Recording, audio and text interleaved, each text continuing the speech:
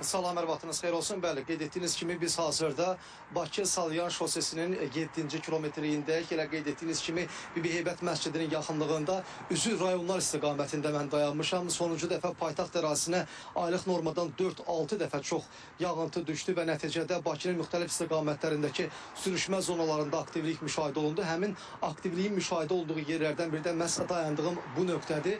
Deməli, burada proses necə baş verib, hansı formadadır və bunu detallı şəkildə indi operatorum sizə təqdim edəcək. Mən də paralel şəkildə şərh etməyə çalışacağım ki, versinizsə yolun sağ çiynində böyük bir istinad divarı var və bu istinad divarı vaxtilə həm də ondan ötürü quraşdırılmışdı ki, burada inşa olunmuşdu ki, yamaçdan axan torpaq kütləsi, çünki bu ərazilər sürüşmək üçün aktiv bir ərazidir və buradan tökülən daş, qaya, yola, asfalt, beton örtülü avtomobillərin üzərinə gəlib aşmasın.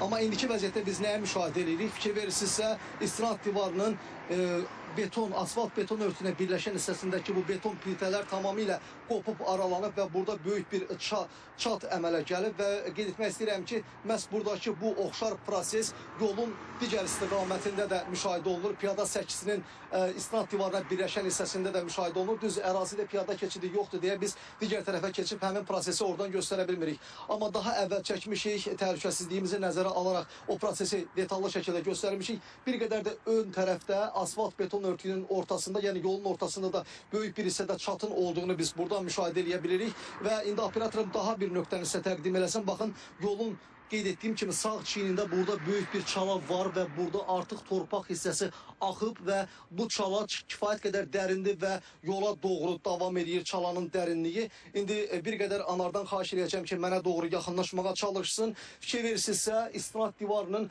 arxa tərəfində böyük bir hissədə yamaçdan axan torpaq və qaya parçaları istinad divarının arxa tərəfində burada dayanıb, bura qədər axıb gəlib və burada dayanıb. Təbii ki, onun qarşısını məhz bu divar alıb. İndi təsəvvür edin ki, buradakı bu istinad divarı olmasa həmin iri qaya parçaları təbii olaraq avtomobil yoluna dağıla bilərdi və nəticədə böyük bir dəhşətli hadisə baş verə bilərdi ki, onun qarşısını qeyd etdiyim kimi məhz bu istinad divarı indiki vəziyyətdə kəsib. Biraz öncə əraziyə məhz buradakı prosesi müşahidə etmək üçün Geoloji Kəşfiyyat Agentliyinin mütəxəssisləri baxış keçirdi. Burada monitorinqlər apardılar və monitorinqlərin nəticələrini hazırlayırlar və baxaq görək buradakı bu proses nə dərəcədə təhlükəlidir, ümumiyyətlə təhlükəlidirmi? Bununla bağlı təbii ki, bizə rəsmi cavab veriləcək. Biz müsahibə şəklində o rəsmi cavabı əldə edəcəyik və İTV xəbərin növbəti efirlərindən birində tamaşaçılara çatdırmağa çalışacağıq. Hələlik mənim bu saata bu nöqtədən çatdıracaqları bu qədərdir. Buyurun, söz sizdə. Çox sağ olun Gündüz. Ətraflı məlumata görə təşəkkür edirəm.